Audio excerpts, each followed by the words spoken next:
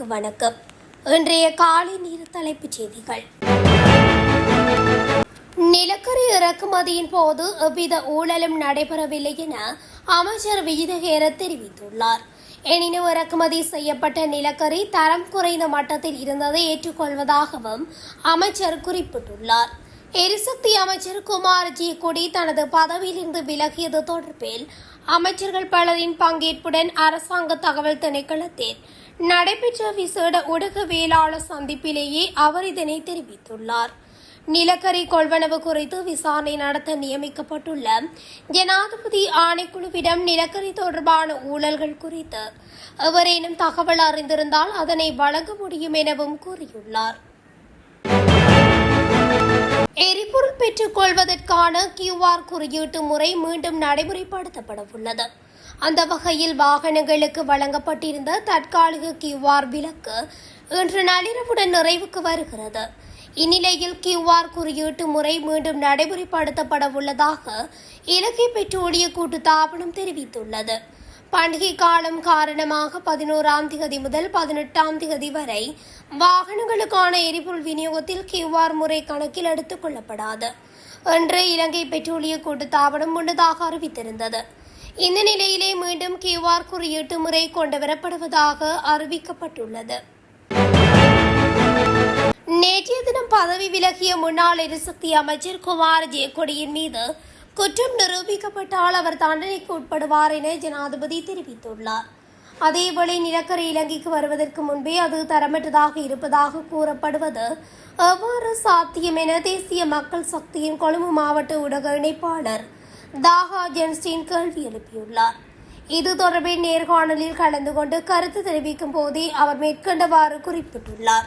நிலக்கரி ஊழல் தொடர்பாக குற்றச்சாட்டு நிரூபிக்கப்பட்டால் அதற்கான தகுந்த தண்டனைகள் வழங்கப்படும் என ஜனாதிபதி நாடாளுமன்றத்தில் அறிவித்துள்ளார். அதேபோல் குற்றச்சாட்டு உறுதியாக இருந்தால் சம்பந்தப்பட்ட அமைச்சர் கூட தண்டனையை எதிர்நோக்க நேரிடும் என்றும் தெரிவித்துள்ளார்.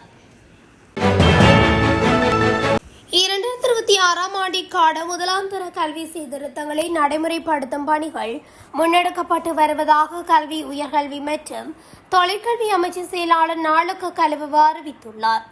அவர் மேலும் தெரிவிக்கையில் முதலாம் தர மாணவர்களின் 2ஆம் 3ஆம் தவணைகளுக்குரிய பயிற்சி நூல்களை விநியோகிக்கும் பணிகள் ஏற்கனவே ஆரம்பிக்கப்பட்டுள்ளன. எதிர்வரும் ஏப்ரல் 30ஆம் தேதிக்குள் அனைத்து பாடசாலைகளுக்கும் இந்த நூல்களை விநியோகித்து முடிக்க திட்டமிடப்பட்டுள்ளது. புதிய பாடத்திட்டம் தொடர்பான விழிப்புணர்வு மற்றும் பயிற்சிகள் மாகாண ஆரம்ப கல்வி பணிப்பாளர்கள், ஆசிரியர் ஆலோசகர்கள் மற்றும் ஆசிரியர்களுக்கு ஏற்கனவே வழங்கப்பட்டுள்ளன. மேலதிகமாக தேவைப்படும் பயிற்சிகளை மே 16ஆம் தேதிக்குள் முழுமையாக நிறைவு செய்யுமாறு மாகாண பணிப்பாளர்களுக்கு அறிவுறுத்தல் வழங்கப்பட்டுள்ளது. நாட்டில் மே மாதத்திலும் எரிவாயு விநியோகம் தொடரும் என்று லிட்ரோ நிறுவனம் தெரிவித்துள்ளது. ஏப்ரல் மாதத்தில் மட்டுமே நாட்டுக்கு 20,500 மெட்ரிக் டன் எரிவாயு கிடைத்துள்ளதாகவும் மேலும் 17,500 மெட்ரிக் டன் கையிருப்பு வந்து சேரும் என எதிர்பார்ப்பதாகவும் லிட்ரோ நிறுவனம் குறிப்பிட்டுள்ளது. மேலும் 20,000 மெட்ரிக் டன் எரிவாயு கொண்ட மற்றொரு கப்பல் தென்னாப்பிரிக்கா வழியாக மாலைதீவை வந்தடைய உள்ளதால் மே மாதத்திற்கு போதுமான எரிவாயு கையிருப்பில் இருக்கும் என்றும் லிட்ரோ நிறுவனம் மேலும் கூறியுள்ளது. இலங்கை பொது போக்குவரத்து சேவையை நவீனமயப்படுத்தும் நோக்கில் இலங்கை போக்குவரத்து சபைக்கு சொந்தமான பேருந்துகளில் பயண கட்டணங்களை செலுத்துவதற்காக பிரத்யேக அட்டை முறையை அறிமுகப்படுத்த திட்டமிடப்பட்டுள்ளதாக சபையின் தலைவர் சஜீவ கனகரத்ன தெரிவித்துள்ளார்.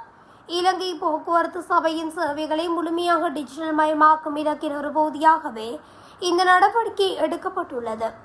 எதிர்வரும் சில மாதங்களுக்குள் இப்புதிய முறைமையை நடைமுறைப்படுத்த எதிர்பார்ப்பதாக தலைவர் குறிப்பிட்டுள்ளார். பஹ்ரைன் நாட்டின் தேசிய விமான சேவையான ஹால்ஃப் ஏர் கொழும்புக்கான தனது விமான சேவைகளை மீண்டும் ஆரம்பிப்பதோடு எதிர்வரும் மே மாதம் 2ஆம் தேதி முதல் நடைமுறைக்கு வரும் வகையில் புதிய பயண அட்டவணையையும் அறிவித்துள்ளது. இது இலங்கையின் சர்வதேச விமான போக்குவரத்து இணைப்பை மேலும் வலுப்படுத்தும் ஒரு நடவடிக்கையாக பார்க்கப்படுகிறது. இந்த மேம்படுத்தப்பட்ட சேவையின் மூலம் பண்டாரநாயக்க சர்வதேச விமான நிலையத்திலிருந்து பஹ்ரைன் ஊடாக உலகின் 41 இடங்களுக்கு தினசரி விமான இணைப்புகளை ஹால்ஃப் ஏர் வழங்க உள்ளது. அனுரகுமார் திசாநாயக்கவினால் வலுசக்தி அமைச்சின் செயலாளராக GMRD அபென்சு நியமிக்கப்பட்டுள்ளார். இதற்கான நியமன கடிதத்தை ஜனாதிபதியின் செயலாளர் நந்திக சனகுமார் நாயக்க நேற்று பிற்பகல் ஜனாதிபதி அலுவலகத்தில் வைத்து அவரிடம் கையளித்துள்ளார். இங்கினியாகல கலுகொள்ள பகுதியில் மோட்டார் சைக்கிள் கட்டுப்பாட்டை இழந்து கால்வாய்க்குள் விழுந்ததில் காணாமல் போன விமானப்படை சார்ஜென்ட் ஒருவரின் சடலம் கண்டெடுக்கப்பட்டதாக இங்கினியாகல போலீசார் தெரிவித்தனர்.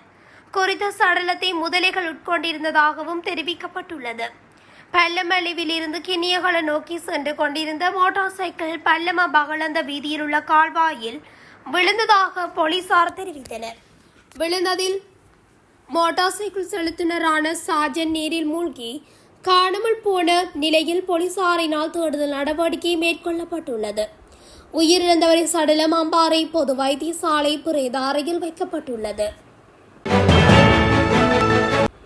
புத்தளம் பிரதேச உளத்தட பிரிவு அதிகாரிகளால் கைது செய்யப்பட்ட 2 சந்தேக நபர்களிடமிருந்து நாட்டில் பாதுகாக்கப்பட்ட உயிரினமான 10 நட்சத்திர ஆமைகள் மீட்கப்பட்டுள்ளன.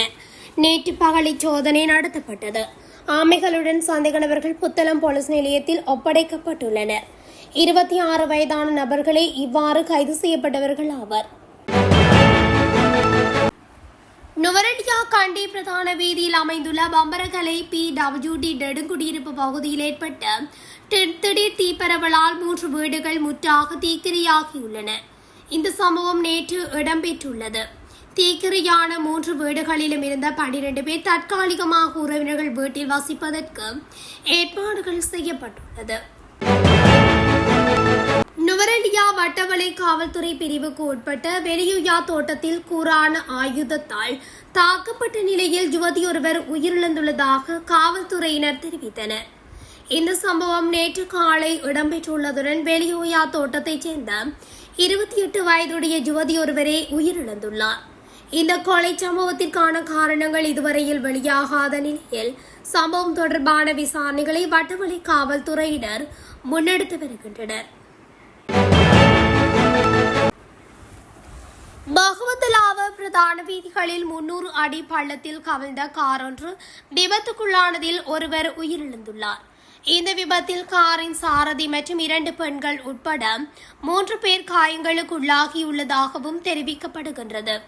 பெலாங்கொட பகுதியில் இருந்து கண்டி நோக்கி பயணித்த கார் ஒன்று ஹட்டன் பகவந்தலாவ பிரதான வீதியின் சென்ட் ஜான் டிலரி பகுதியில் வீதியினை விட்டு விலகி சுமார் 300 அடி பள்ளத்தில் பாய்ந்து கெசல் காமுவோயாவில் விபத்துக்குள்ளாகியுள்ளதாக பகவந்தலாவ காவல்துறையினர் தெரிவித்துள்ளனர்.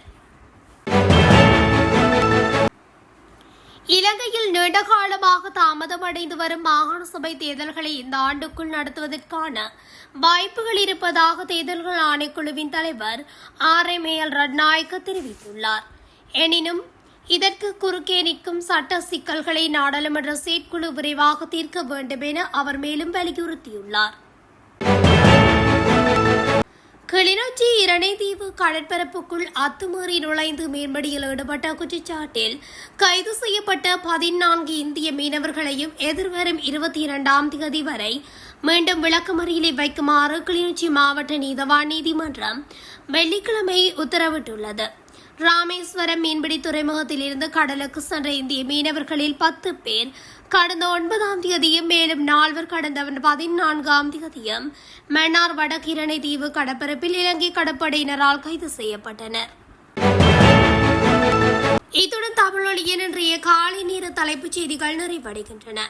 தொடர்ச்சியாக செய்திகளை அறிந்து கொள்ள தமிழொலி ஊடகத்துடன் இணைந்திருங்கள். நன்றி, வணக்கம்.